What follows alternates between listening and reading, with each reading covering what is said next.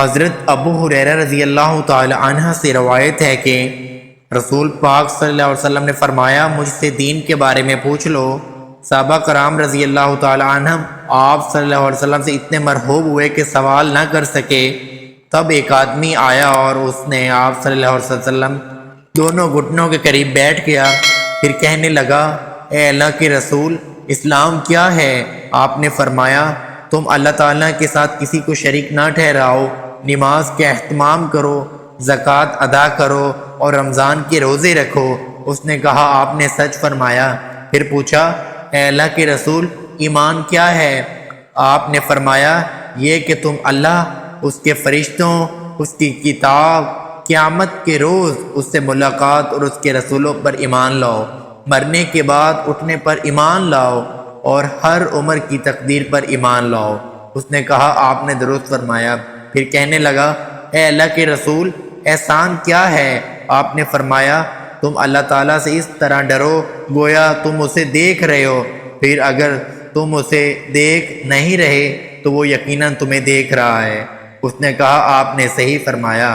پھر پوچھا، اے اللہ کے رسول، قیامت کب قائم ہوگی؟ آپ نے جواب دیا، جس سے قیامت کے بارے میں پوچھا جا رہا ہے وہ پوچھنے والے سے زیادہ نہیں جانتا، میں تمہیں اس کی علامات بتائے دیتا ہوں۔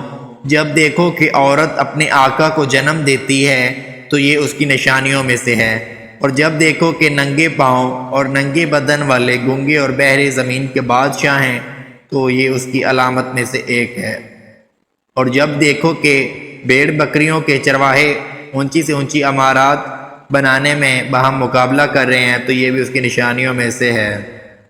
یہ واقعات کا وقوع، یہ قیامت کا وقوع غیب کی ان 5 چیزوں میں سے ہے جن کو اللہ تعالیٰ کے سوا کوئی نہیں جانتا۔ پھر آپ نے یہ آیت پڑھی، بے شک اللہ ہی کے پاس قیامت کا علم ہے، وہی بارش برساتا ہے، وہی جانتا ہے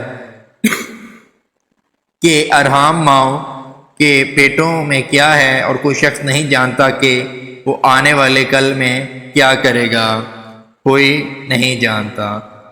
حضرت ابو ہریرہ رضی اللہ تعالیٰ عنہ نے کہا، پھر وہ آدمی کھڑا ہو گیا اور چلا گیا تو رسول پاک صلی اللہ علیہ وسلم نے فرمایا، اے